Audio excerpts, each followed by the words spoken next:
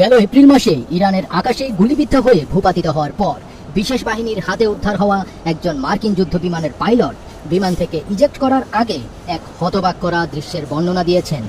এই বিষয়ে অবগত 4টি সূত্রের মতে তিনি দেখেছিলেন একাধিক ইরানি ড্রোন আকাশে একসঙ্গে উড়ছে এবং জেলিফিশের মতো একটি ফরমেশনে চলাচল করছে। এ যেন এক বিস্ময়কর ঘটনা, এ যেন আকাশে মাইন বিছিয়ে রাখা। এই বিবরণটি, যা আগে কখনো প্রকাশিত হয়নি, ঘটনার পর একটি ব্রিফিংয়ের সময় F-15 পাইলট গোয়েন্দা কর্মকর্তাদের কাছে শেয়ার করেন। এটি মার্কিন গোয়েন্দা সম্প্রদায়ের মধ্যে অবিলম্বে একটি তুমুল বিতর্কের ঝড় তোলে, যার সমাধান এখনো হয়নি।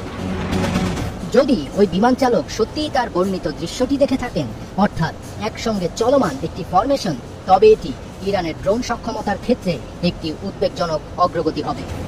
পাইলটের প্রত্যক্ষদর্শীর বিবরণের সাথে পরিচিত একটি সূত্র CNN-কে বলেছে, একাধিক ড্রোন একে অপরের সাথে সংযুক্ত এবং একসঙ্গে চলাচল করছিল, যেখানে বড় ড্রোনগুলোর নিচে ছোট ড্রোনগুলো পায়ের মতো ছিল, একেবারে ভিন গ্রহের জিনিসের মতো।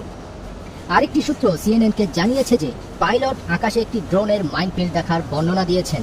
যদিও F-15 ভূপাতিত হওয়ার সঠিক কারণ এখনও তদন্তাধীন, দুটি সূত্রের মতে প্রাথমিক প্রতিবেদনে ইঙ্গিত দেওয়া হয়েছে যে ড্রোন বহরটি কোনোভাবে ইরানকে মার্কিন বিমানটি ভূপাতিত করতে সক্ষম করে থাকতে পারে।